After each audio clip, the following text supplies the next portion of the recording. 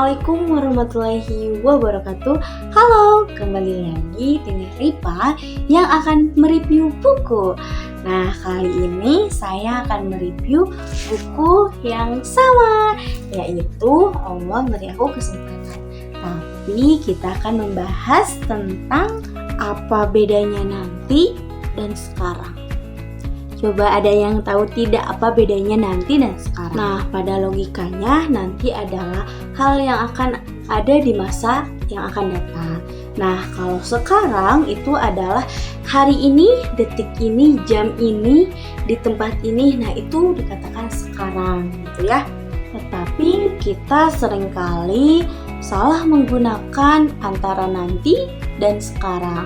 Bahkan kita menambahkan di nanti-nanti gitu. Nah, seperti contoh godaan setan yang sangat banyak dan menghampiri kita, waktunya azan, contoh adzan berkumandang, tapi kita selalu di nanti-nanti dengan alasan waktunya yang masih lama, sedang mengerjakan sesuatu, itulah aku gitu ya. Karena manusia itu tidak ada yang sempurna gitu ya, masih banyak alasan-alasan yang membela dirinya. Nah, apakah kalian seperti itu? Atau sebaliknya? Tapi tidak hanya urusan ibadah saja.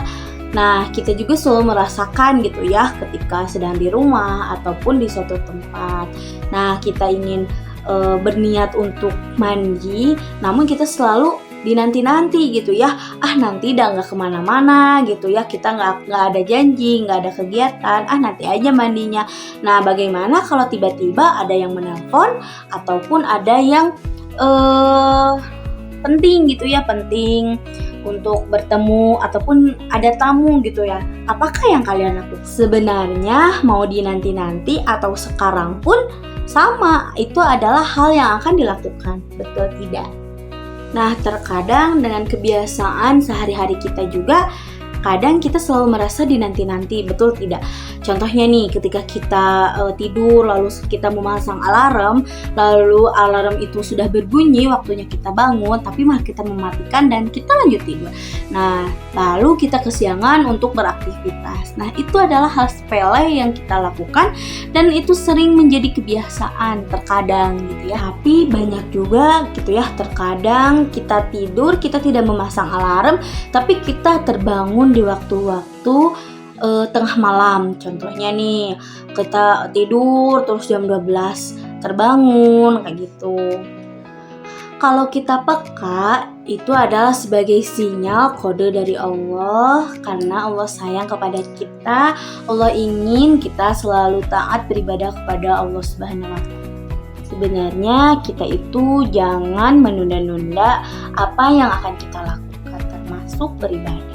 Karena kita menangkap sinyal dengan baik, ia akan menyerap pada diri kita, menjadi kebiasaan, menjadi dari bagian akhlak kita. Dan tapi ingat, jangan putus asa ketika kita melewati masa emas. Tapi jangan berleha-leha juga ketika kita mempunyai kesempatan emas, tetapi kita melupakannya, meninggalkannya, bahkan menanti-nantinya atau dinanti-nanti gitu. Menurut hadis riwayat Bukhari, ada dua kenikmatan yang banyak manusia tertipu, yaitu nikmat sehat dan nikmat luang.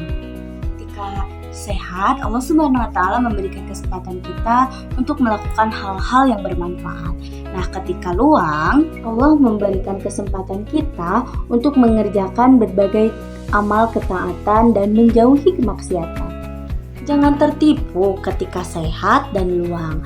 Tertipu itu ketika sehat malah menyanyiakan kesehatan, sementara ketika sakit datang, kita berandai-randai kalau kita sehat.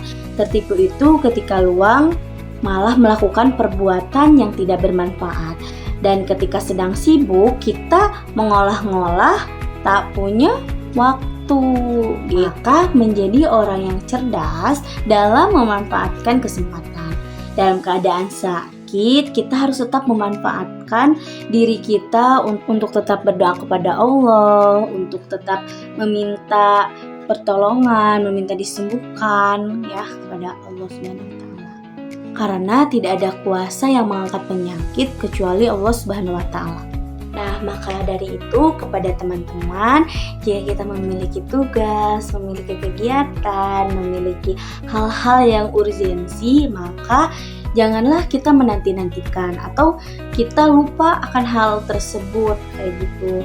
Nah, maka dari itu kita berbenah diri, memperbaiki diri supaya kita selalu mengingat Allah, selalu menjalankan kewajibannya, dan kita tidak lupa mengerjakan tugas, lalu berbuat baik dan beramal kebaikan. Itu saja review yang bisa saya sampaikan. Mohon maaf bila ada kesalahan. Assalamualaikum warahmatullahi wabarakatuh. Bye.